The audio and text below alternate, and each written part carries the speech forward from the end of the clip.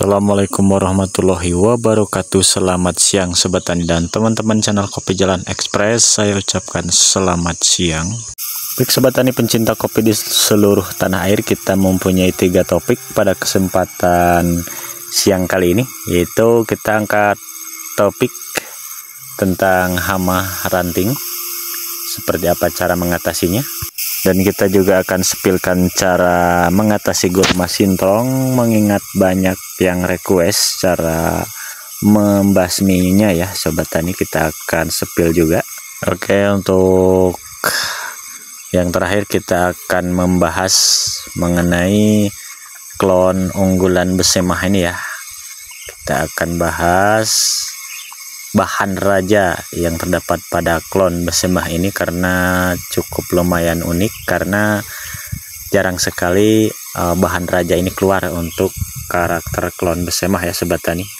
Untuk videonya jangan di skip Sobat Tani ya, supaya tidak terjadi gagal paham tentunya. Dan untuk yang terakhir kita akan spill review kondisi kebun yang mana penyimpanan bahannya tidak beraturan. Kita akan spill di kebunnya Bapak Nurman ya, tentunya kita akan spillkan nanti di terakhir video ya Sobat Tani. Dan cara mengatasinya kita akan bahas juga nanti. Baik Sobat Tani dan teman-teman, kita menuju ke topik kita yang pertama, yaitu mengenai pengendalian atau cara mengatasi hama penggerek ranting ini. Dan kita juga nanti akan review makhluknya yang menggigitin ranting pohon kopi kita ini ya. Kita akan teliti seperti apakah. Jadi Sobat Tani, jika mendapat ranting yang layu dan bolong ya Sobat Tani, nah seperti ini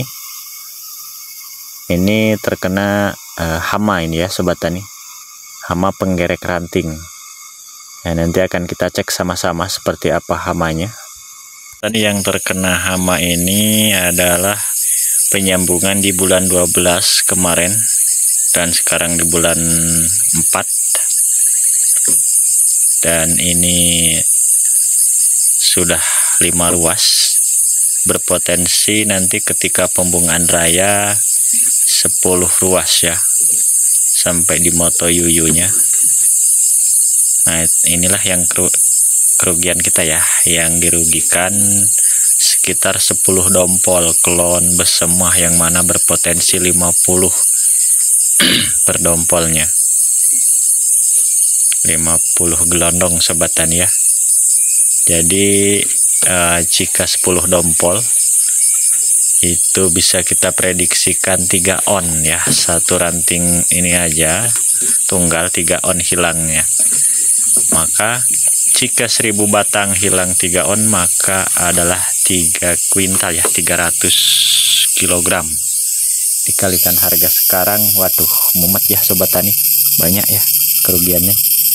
Nah, jadi kalkulasiannya yaitu 300 kg dikali 70, maka akan terdapat nominal 21 juta ya Sobat Tani. Cukup wow. Jadi marilah kita jangan merugi untuk membeli insektisida, dan saya pun masih melakukan riset insektisida apa yang paling terbaiknya. Dan kita akan cek ya makhluknya ini, apakah masih ada di dalam sini atau sudah pergi. Kita lihat sama-sama seperti apakah. Oh, tuh ya rantingnya, dalamnya seperti ini ya.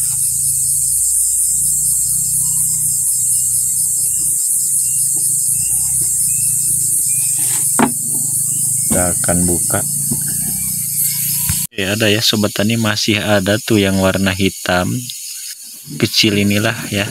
Nah ini nih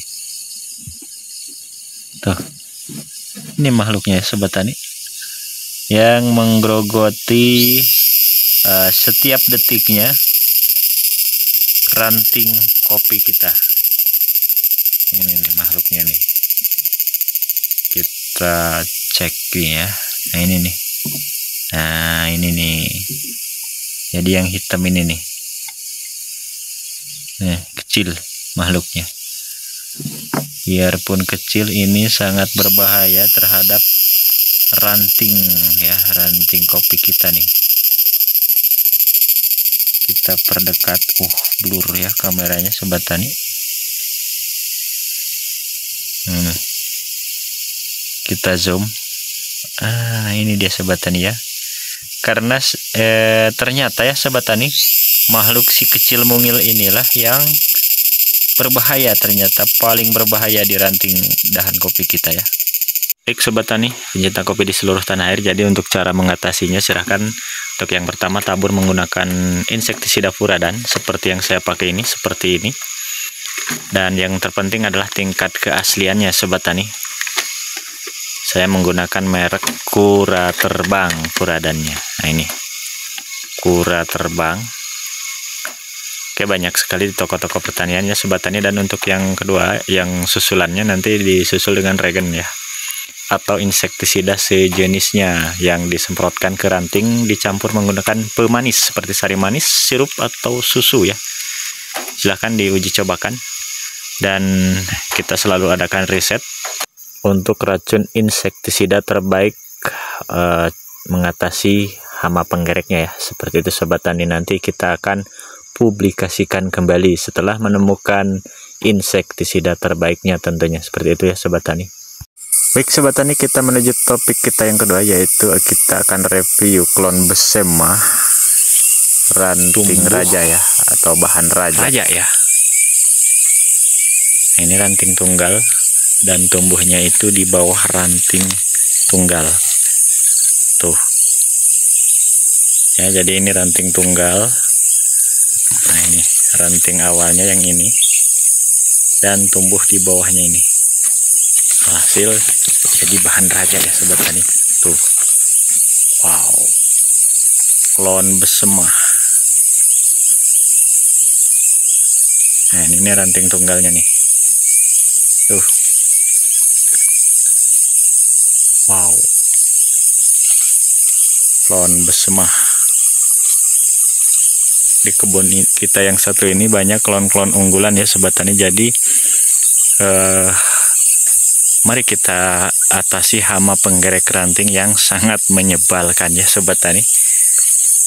Nah, seperti yang ini, klon unggulan Besema kita harus kita korbankan satu karena terserang oleh hama penggerek ranting ya. Wow, nanti pohon yang Besema yang satu itu, yang raja itu, nanti akan kita perbanyak lagi ya Sobat Tani. Kita kembangkan bahan rajanya supaya ke depan untuk Sobat Tani kita yang menginginkan bahan raja Besemahnya itu bisa terpenuhi ya Sobat Tani. Kita akan kembangkan dahulu di sini, kita perbanyak lagi seperti itu ya Sobat Tani. Baik Sobat Tani, kita akan sedikit sepilkan ya, sepil tentang cara mengatasi gulma sintrong. Nah, sintrong seperti ini ya. Sintrong seperti ini. Ada juga yang bilang ini namanya rumput jamrong, tapi ini ada dua karakter ya. Ada yang pohonnya itu besar dan ada yang pohonnya itu kurus. Kalau yang seperti ini sama racun kontak pun mudah ya matinya. Ini racun kontak warna hitam, ini mudah ini. Tapi kalau yang besar pohonnya itu sulit, lumayan sulit. Jadi harus menggunakan racun sistemik seperti ini. Nah ini, akan tetapi perlu Sobat Tani ketahui, racun sistemik pun yang penting adalah tingkat keasliannya ya Sobat Tani. Mau namanya apapun, di sini saya menggunakan Rinjani, namanya Rinjani dengan dosis 490 SL ya Sobat Tani. Nih. Dan gambarnya pun macan. Di sini ada request ya, ada requestan salah satu Sobat Tani kita. yang menginginkan cara mengatasi gulma sintrong seperti itu kan. Tetapi kalau saya sendiri, kalau sintrong tuh nggak diambil pusing ya sobat tani, karena jika sudah tua pun dia akan mati sendiri, apalagi sudah terkena racun. Saya cukup menggunakan racun kontak saja, mau yang jenis besar atau yang jenis kecil seperti ini, karena nanti pun akan mati dengan sendirinya untuk sintrong ya, jangan dipusingkan. Terkecuali gulmanya seperti alang-alang, itu sangat lumayan ya, bandel sekali dan bikin pusing karena pertumbuhannya untuk alang-alang itu cepat sekali ya sobat tani. Oke sobat tani, kita menuju topik kita yang terakhir. Nah, ini kebun yang penyimpanan bahannya selalu tidak teratur atau asal keluar ya. Alhasil bahannya seperti ini karena Bapak Nurman ini belum paham tentang cara penyimpanan bahan. Yang penting bahan subur dan bagus itu langsung disimpan. Nah, ini contohnya ya. Nah, jadi ini klon Tugusari ya sobat tani, bisa sobat tani saksikan.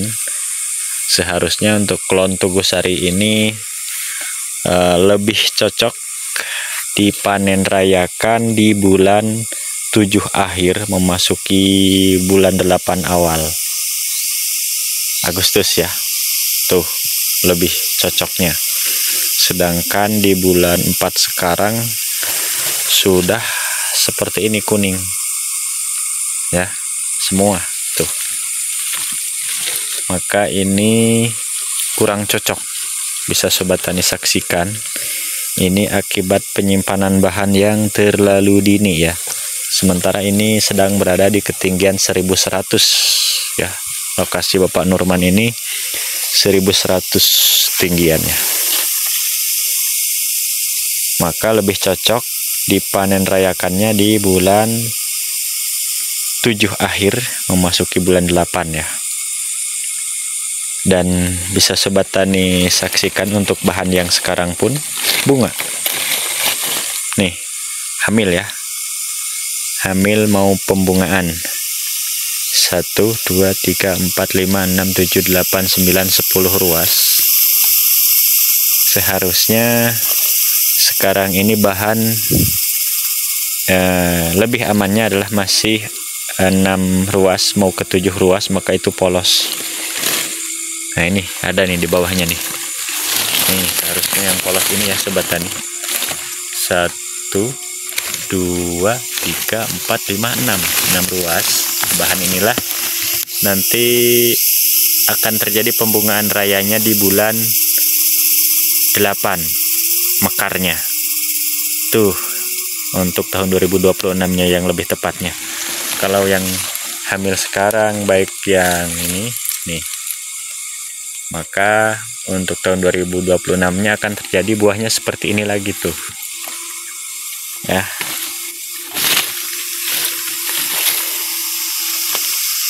Jadi kurang tepat untuk penyimpanan klon Tugusari itu, terlalu dini ya. Klon Tugusari idealnya bulan 11 ya, titik tumbuhnya bulan 11 perlu dicatat oleh sobat tani semua. Kita butuh titik tumbuh ya, titik tumbuh bulan 11, maka bulan 12 barusan 1 ruas. Nah, silahkan monggo di setting-setting nanti ya di tahun depan, jangan sampai telat lagi. Atau selalu pantengin, stay tune di channel Kopi Jalan Express. Setiap harinya akan update bahan terkini. Dan setiap harinya tentunya selalu memberikan edukasi untuk sobat tani yang masih belum paham ya. Jadi waktu penyambungan nanti kita selalu update penyimpanan bahan, nanti di bulan 11 kita selalu update juga terbarunya ya sobat tani. Nih, punya Bapak Nurman mengeluhkan banyak penyelang dan tidak lebat kondisi kebunnya, karena nih di tahun depan pun bahannya kebun Bapak Nurman ini banyak yang berpotensi buah penyelang tuh ya, kondisinya seperti ini. Dan rata-rata setiap pohon seperti ini tuh. Bahkan ini terjadi di pohon lancurannya, punggeman. Sistem punggemannya pun bunga. Dan perlu sobat tani ketahui, ini bukan di suhu panas, melainkan ini di suhu dingin.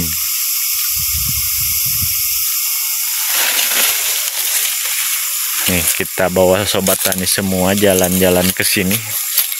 Hampir di seluruh pohonnya itu untuk bahan bunga.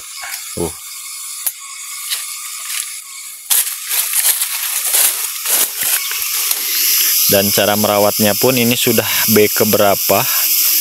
Disinilah sobat tani ya letak kejelian kita, letak cara kita merawat pohon kopi kita, bahwa yang paling maksimal bahan itu adalah sampai B2 tuh ya, harus lakukan penyimpanan ulang. Ini sudah B, ada B6 ini tuh, dari bonggolnya situ sampai panjang ke sini, belum dilakukan pemangkasan. Alhasil seluruh kopinya Bapak Nurman seperti ini tuh. Sangat memprihatinkan ya sobat tani. Makanya beliau mengeluhkan seharusnya ini segera dipangkas. Kita lakukan sambung ulang, sambung dahan ya. Banyak tentunya metode sambung dahan yang sudah jadi pada konten video-video yang lalu. Yang kemarin juga ada tuh metode sambung dahan, silahkan monggo. Boleh di sini boleh. Dan di sini boleh.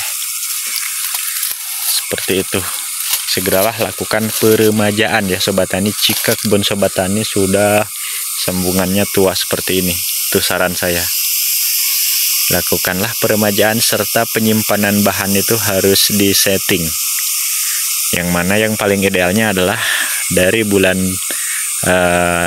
titik tumbuh bulan 10, bulan 11, 12, 1, dan 2. Untuk bulan 3 itu akan terjadi bahan janda nantinya. Kalau istilah para sobat tani sekarang, ada yang menamakan bahan janda kalau bulan 3.